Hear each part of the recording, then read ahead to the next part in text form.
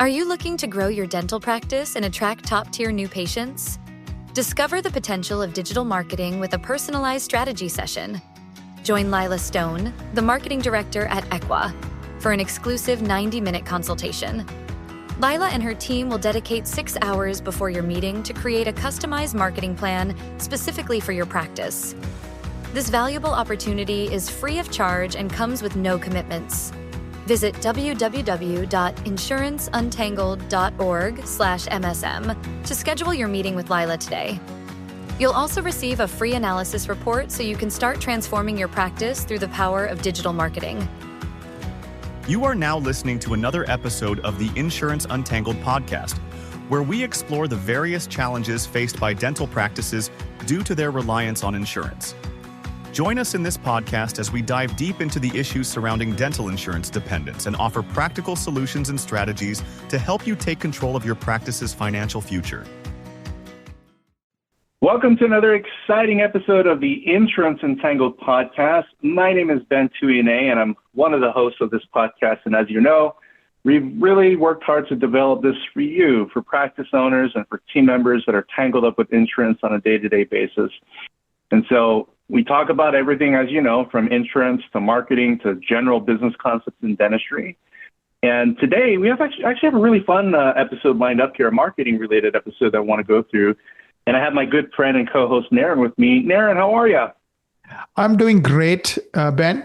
And I'm really looking forward to this conversation. And I think we're going to have some fun today. Absolutely. So this one's actually a really good one.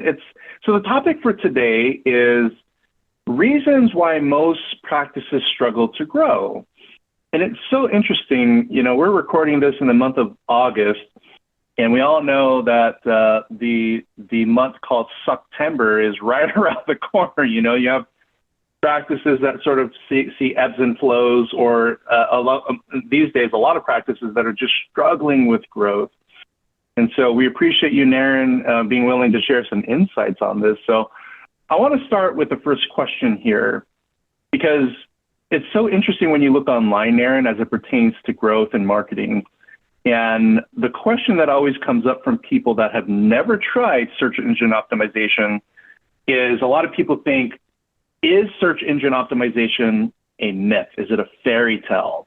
I know the answer to that, of course, from my own experience, but I'd love to have our marketing genius with us today kind of chime in on that. So what say you, Naren, thinking? Yeah, thank you for that. Is that, yeah, go ahead. Thank you for that. I really appreciate it. But before I jump into answering that question, which is a great question, by the way, let me define growth, right? A lot of people misunderstand growth. A lot of people think growth means more patients, right? What do? They sign up with PPO plans. What do they get with PPO plans? They want people who want free dentistry. In other words, not covered by insurance. I'm not doing it, right?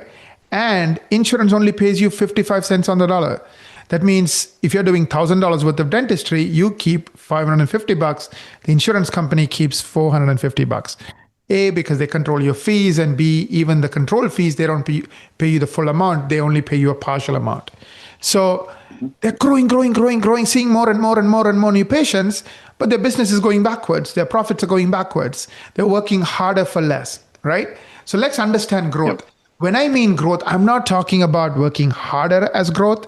I'm not talking about more like X number of new patients, even when they're wrong kind of patients, like PPO patients as growth. I'm talking about growing your profits, growing your revenue. In other words, you work so hard, every year should be slightly better than last year when it comes to the amount of money you take home. That's what we call profits, right? When that's not happening, you're not growing, you're sinking. So keep that in the back of your mind as I answer these questions. So you brought up a good question, which is a lot of people think SEO is a myth, right? The reason they think SEO is a myth is, like a lot of dentists, misunderstand growth and think numbers. They don't understand the value idea between a good quality patient and a crappy patient. A PPO patient who will only do what's covered buy, PPO plans and who's only coming to you because you do free work for them. Imagine like you're giving free, 5-star dinners for them, who wouldn't come to you, right? You know what I mean? Like you don't need to do anything Right. extra for them to come to you. You guys are doing five-star work, but they are coming to you only because it's free. So that's not the growth we're talking about. So if you want to attract the right quality patient, you want them to find you, right? So for example, I'm looking for implants. I'm looking online. I've saved up my money. I have 20,000 in the bank, or I'm going to postpone that car purchase, and instead I'm going to get this beautiful smile, whatever it is, right? I've made a decision. I'm going to do something, and I'm going to spend big bucks. I am choosing to pay, with my money. I'm going online to research. So when I'm researching, either you can show up as an ad or you can show up organically, meaning naturally. If when you show up as an ad, they don't trust you because they know anybody can spend, $5 a click and get their ad to show up. So they don't trust you. Versus when you show up organically, they trust you. You are 100% right. 95% of the practices like die when it comes to SEO, meaning they don't do a good job. How do you know you're doing a good job? You're ranking for 100 keywords or more. So if most of the dentists who say it's a myth, they are in that 95% who have never ever experienced amazing SEO. How do you know it's amazing SEO? You're ranking for 100 or more keywords on top 10 results. Again, relevant keywords, dentist near me, Invisalign, Charlotte, your city name and so forth, right? Those are called relevant keywords. You should be ranking for 100 or more of those keywords on page 1, which is top 10 results. So that's why I think a lot of people think it's a myth because they haven't experienced it. It's kind of like saying, being rich is a myth. Why? Because they haven't experienced it, right? I'll never be rich. Those kinds of mindsets, right? And if you ask 90% of the people, that's what they'll say because they haven't experienced it. Therefore, it's a myth for them. Yeah, I mean, I could relate.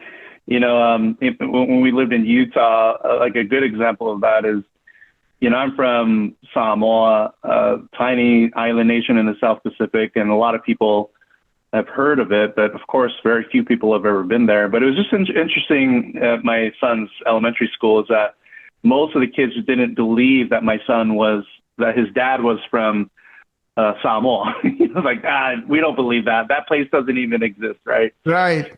And I kind of think that mindset works to the advantage of those that take the time to research components of competitiveness that most people are not doing, right? And you mentioned SEO. Most people don't do it effectively, or most people don't even try in dentistry to do it, right? Because they don't have a wizard like you that knows the ins and outs of exactly how to do it appropriately, right? So kind of going back to what you mentioned in the beginning, defining our topic for today in terms of, the reason why most practices struggle to grow and that definition of growth. When I'm thinking about marketing, is it just about filling the schedule or is it more than that? I think it's more than that, right? If we are defining growth as not just any patient, but high quality patients who accept treatment, who value dentistry, who want that beautiful smile, it's absolutely more than that. So marketing is about helping people find you, then giving them a reason to like you, and then choose you. That's it, right?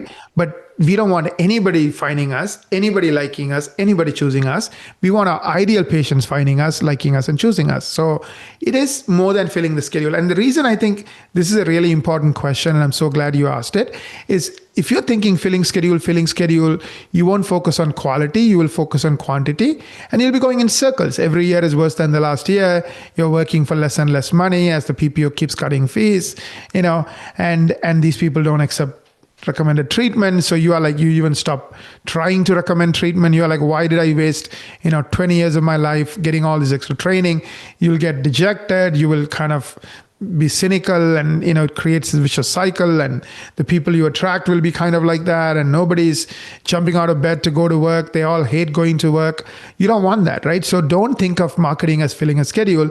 It's about finding, attracting, and of course helping people choose you, the ideal patient. And then of course, once they're there, you guys will do a good job. I mean, I have never met a dentist who wants to do the lowest quality dentistry or the minimum dentistry. Every single person I've ever talked to, they are taking extra classes, they are getting educated, they are leaning in, they want to do the best dentistry has to offer, right? So I mean, so I feel like but unfortunately, this unknown, this idea that marketing is about filling schedule kind of gets in the way. It is more than that. It's about helping those ideal patients find you, like you, and choose you. Yeah, no, I like it. I mean, as you're speaking, Naren, I was thinking about a good friend of mine, the Honorable Dr. Siona Motufao in Grand Junction, Colorado. And I say honorable to respect his chieftain title because we're from the same country. And as a general dentist, all he does is our full arch implant cases, all on 4 types of cases. And I over the years, I always ask him, he used to participate with Medicaid. I was like, what is your approach in terms of what you want to do in dentistry? And he's like, hey, it's never about filling the chair. It's more so about filling the chair with a patient that needs something that I really want to do, like applying my skill set as a dentist, which is I love doing implants, right? So he's worked on that for over a decade and sort of perfected what you just said in terms of thinking about marketing from the perspective of high quality care, like high value patients, uninsured patients, or people with insurance that are willing to come to you because of what you do and your reputation, right? So that kind of leads me to the next question here, Naren, is, when we're thinking about new patients, I guess the question is any new patient a good patient for a practice? Absolutely not. Any new patient is not a good patient. Let me just play this out for you. So let's say you're getting a PPO patient and you are, you get them today and they're going to be with you for, let's say, 10 years. Every year they come in, let's say you do maximum amount of dentistry on them, right? So you're doing, let's say, $2,000 worth of dentistry and you are collecting $1,100, the 55%, right? Do it in year 2. You're doing $2,000 worth of dentistry and you're collecting $1,100. So your expenses are based on you doing $2,000 worth of dentistry. Your team is not going to say, oh, well, because I work for a PPO patient, I'm also going to get a 55% on my pay cut so that, you can, because you are getting a pay cut. Your landlord doesn't say, well, because you're only getting paid 55%, you can pay me 55% of the rent. So everybody else is asking you to pay full fee based on that $2,000 worth of dentistry, right? So what ends up happening is when you look at these practices, they don't even make 20% margin. In other words, you would be better off working for somebody else because when you work for somebody else, you will get paid at least 30%. Here you're working so hard, but when everybody else is paid, the rent, the employees, etc., you are left with 20%, 15%. What's the point? And why are you getting paid so little? Because the PPO is taking a big fat chunk out of what you make right off the bat. I'm making sense? So imagine if you want to grow 10%, and you keep adding more and more of these PPO patients, you are not growing, you are shrinking because you are doing, $2,000 worth of dentistry. And let's say your cost is 70%. That means your cost to take care of that patient and do $2,000 worth of dentistry is, $1,400, but you're only collecting $1,100. So you're now minus $300. You get the next patient. Now it's minus $600. So thinking that any new patient is a good patient is not true. There are patients who are like costing you money. You are better off, instead of wasting $300 every year on that patient, telling that patient when they first show up, hey, here is a $100 bill. This is my gift from you. Thank you very much. But maybe we are not the right practice for you. But 90% of practices do this, right? They are on the PPO plan and they just keep doing, dental work where they're getting paid less than what they make. And then who's getting squeezed? Yeah. Not the landlord, not the employee, not the associate, not the supplies companies. They don't give you a discount. You are the ones getting squeezed. So what's the point? So only option they have is work harder. Oh, let's see double the number of patients in the same amount of time. Let's, work harder and harder to kind of keep up. So that's not so in other words, 10 years later, they're working, a lot more harder than they worked when they first started. It should be the opposite, right? As your skills grow, your capabilities grow, you should be doing art, meaning you should be creating wonderful outcomes. And you should be paid for that. But you can't be paid for that. So I think thinking that any new patient is a good patient is not necessarily true. Even ads have the same issues. Usually people who are clicking on ads are looking for a deal. So a lot of times they're like, oh, they want the cheapest. I'm not saying all ads are bad, but usually, if somebody can't find somebody organically and then they're resorting to ads, their expectation is all about money, not necessarily quality. So not every patient is a good patient. So really think, it's not about adding revenue, it's adding profitable revenue to your business.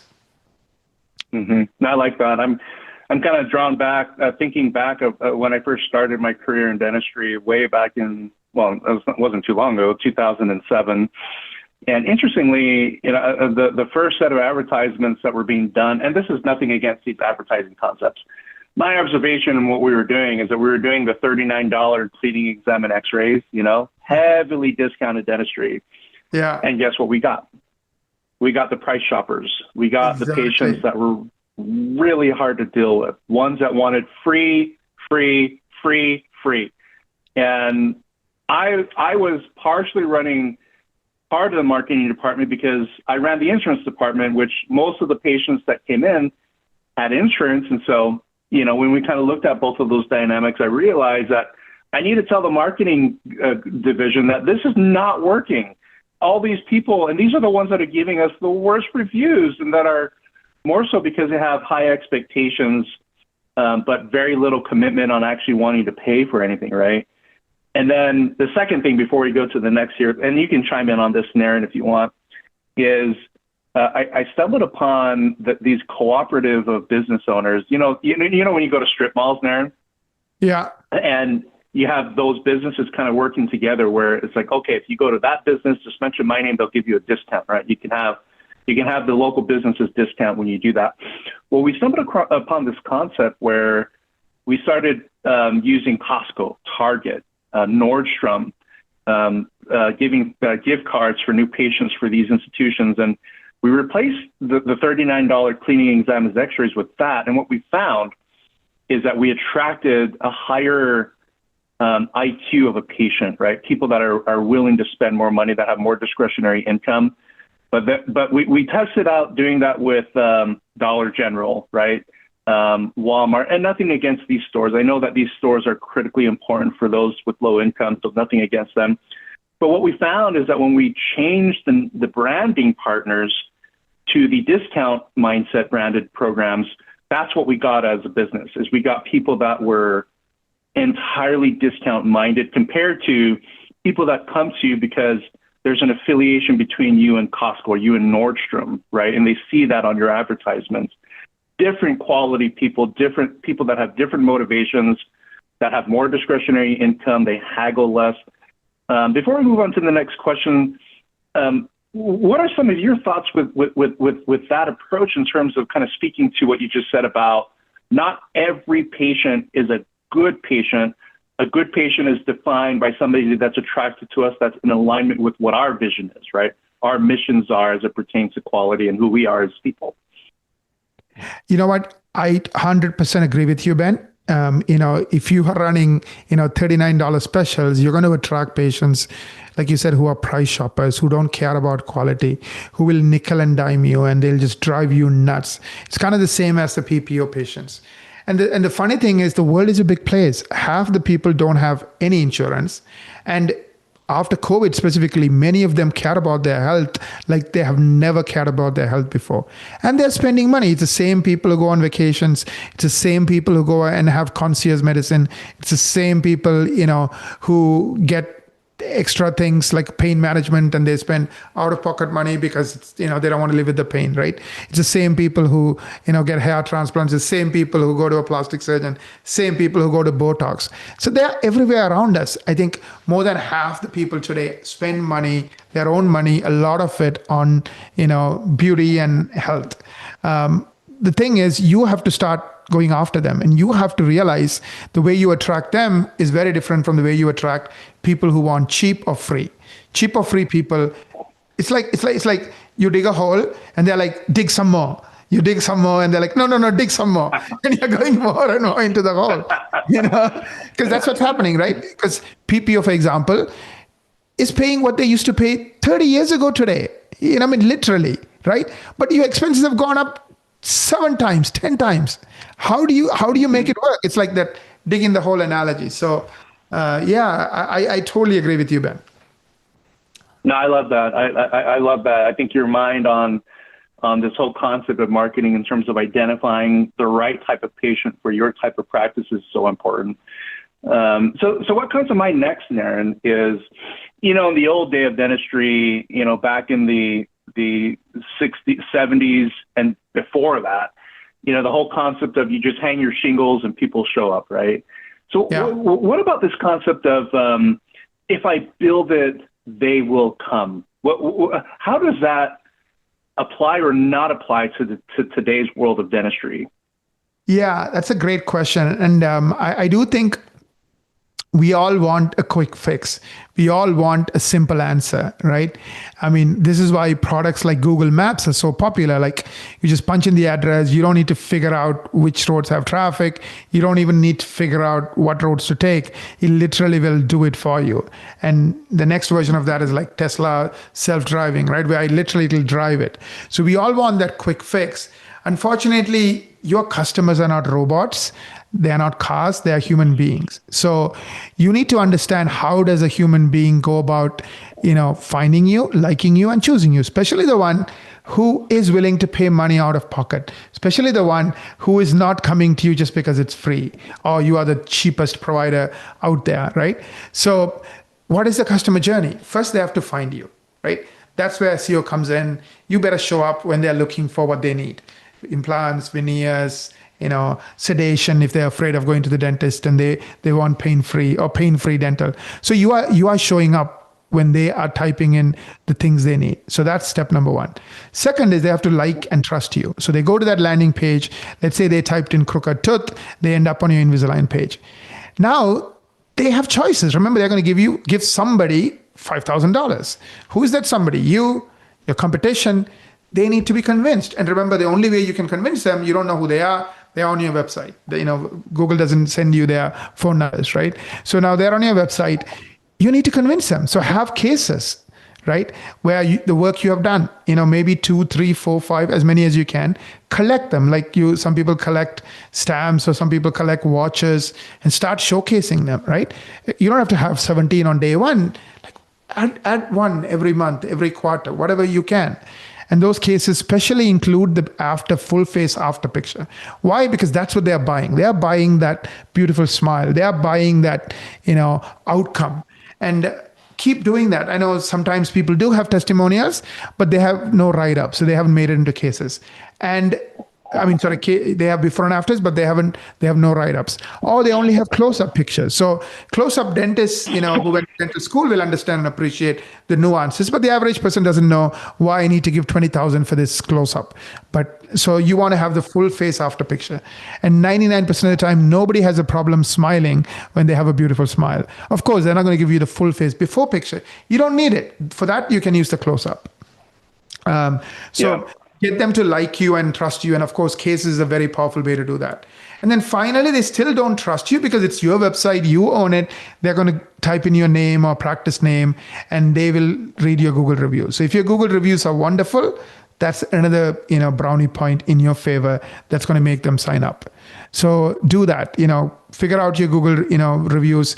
I tell all my clients, get 10 or more 5-star reviews a month. And we teach a technique. If anyone is interested, they could just go to the Insurance Untangled website and, just send in queries saying, I want to learn how do I get 10 or more 5-star love letter Google reviews, and we'll send it to you. So that's the process. Once you understand it, it's easy, right? Like, a lot of times when you do something like you memorize, you don't succeed. Why do you think a lot of young people hate our education system? Because they don't teach them why they are learning what they're learning. Like if you start making math fun and say, hey, this is why you're learning addition. You go to a store and you want to make sure you're getting the right amount of change back, right? Or you're signing, you're buying a house and you need to know interest rates and, those kinds of things. So what you're getting into and what I mean? So if you give the people the why, they are more into it. Now, the problem is a lot of doctors don't take even 2 minutes to understand the why and, like which is the journey of the patient, and then zoom in on it. Once you understand it, everything makes sense. Your team gets on board, your marketing company gets on board. And then you can ask the question, am I ranking for more keywords this month? Am I ranking for at least 100 keywords? Because I know if I'm not ranking for 100 keywords, I'm not in the top 5% who gets 95% of the free traffic. Those kinds of questions. I can look at my landing pages. They suck. What are we doing to fix it? Where are the cases? Can we put a plan in place to get them? Oh, I'm only getting 2 reviews a month. I had a conversation with a potential client or a new client who's only getting 2 reviews. How are we going to fix it? How do we get to 10 reviews a month? So once you understand it, it's so easy to work on it. Yeah, that's amazing, Naren. I guess in this, the environment that we live in today, what you're describing to me is that building a business, especially a dental practice, it takes a lot of work to be visible, right? It's not like the old days where you could quite literally hang up a shingle and people would show up for care, right? These days, there's a lot of competition and people have choices. And there's this whole thing called the internet that people take time to review and get, it's a different world. Exactly. And we can complain and complain and complain. Well, the world sucks, but it is what it is. Maybe we can go to Mars and maybe it'll be different in Mars, but in planet Earth, we have humans and they behave certain ways, and we have to understand it and play into it. Yeah, and I think this is actually an opportunity. I mean, we live in a different world, but it's not a bad thing. It's actually a very positive thing because it's very apparent that very few business owners are actually stumbling upon what works from a marketing perspective, right, or an operational perspective. So the few that dominate Google, they own it. They don't see ebbs and flows like most people. Exactly. I mean, this is true in life, right? The 80-20 rule, 1% of Americans control, majority of the wealth. Like all this is true, right? This idea that 5% get all the free traffic. It's just how the world works, right? Always very few people keep all the spoils. So again, we don't work with everyone. So in the entire US, we currently have around 400, 500 doctors. At the most, we would have, 2,000 doctors, which is 2%. So even though technically we could work with 5%, we will stop, our goal is to stop at, 2%, because, we want our clients to crush it, our clients to own their markets. Yeah, that's a good idea. Not to oversaturate a concept, especially when the concept is not being heavily utilized or considered by most anyway. Exactly. And so, no, this is great.